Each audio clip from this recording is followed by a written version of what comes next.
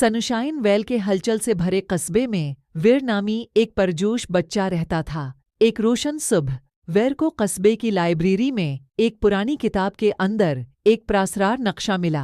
नक्शा अफसानवी candy land की तरफ ले गया, एक ऐसी जगह जो मुकम्मल तौर पर मिठाइयों और खानों से बनी है। इसके अंदर जोश व खरोश दौड़ता हुआ वीर ने अपने दोस्तों को इकट्ठा किया।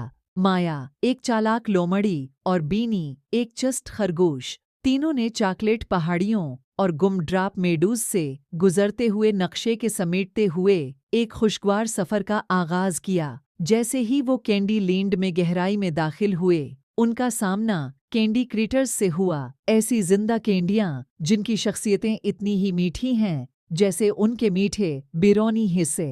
कैंडी क्रीटर्स मुसीबत में थे, खट्टे छेनने वाले बदमजाज मखलूक जो किसी भी मीठी चीज को हकीर समझते थे, कैंडी लैंड की मिठास को बर्बाद करने की धमकी दे रहे थे।